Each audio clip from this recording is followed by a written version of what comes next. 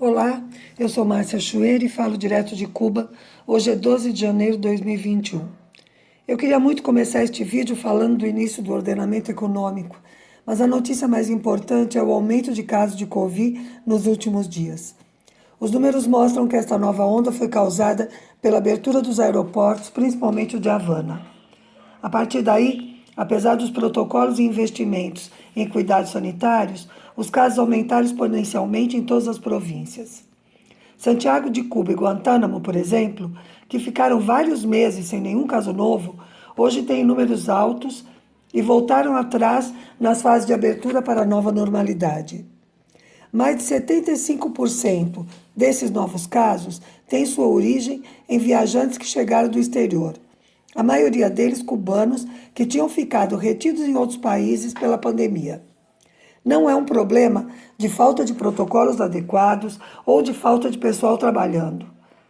O problema está na indisciplina dos que estão chegando e não respeitam os prazos dos testes para confirmar se estão saudáveis.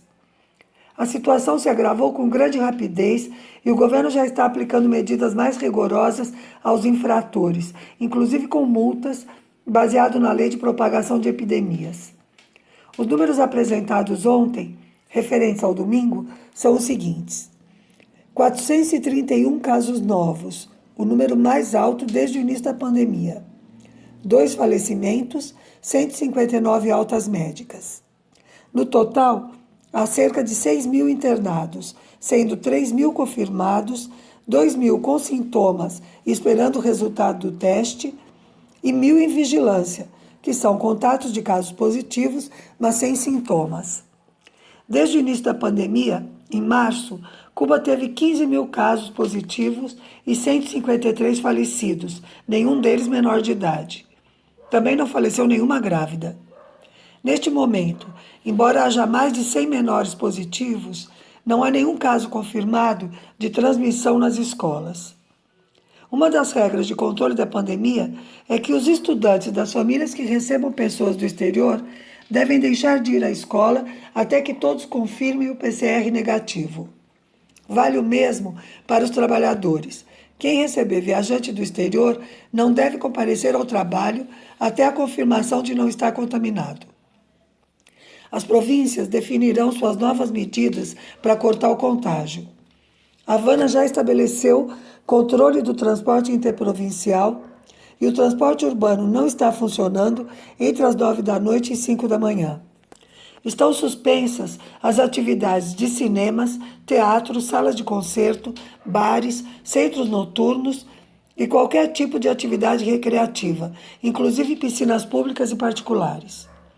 Não é permitido ficar em praças ou outros espaços, mas está liberado caminhar pelas ruas a qualquer hora. O uso de máscara é obrigatório em todos os espaços públicos. Festas públicas ou particulares estão proibidas. As medidas procuram reduzir o risco de contágio sem afetar o turismo. Os hotéis e casas de aluguel não têm nenhuma restrição específica. Bem, agora falando do ordenamento, ainda é cedo para avaliações econômicas, mas estamos sentindo efeitos negativos no abastecimento. O governo estabeleceu teto de preços para produtos de primeira necessidade para evitar aumentos abusivos. Provavelmente por essa razão, muitos alimentos frescos estão desaparecidos há vários dias. Mas isso não deve durar muito, porque esses produtos agropecuários têm prazo de validade curto. Então, eu espero que na próxima semana possa dizer que isso está resolvido.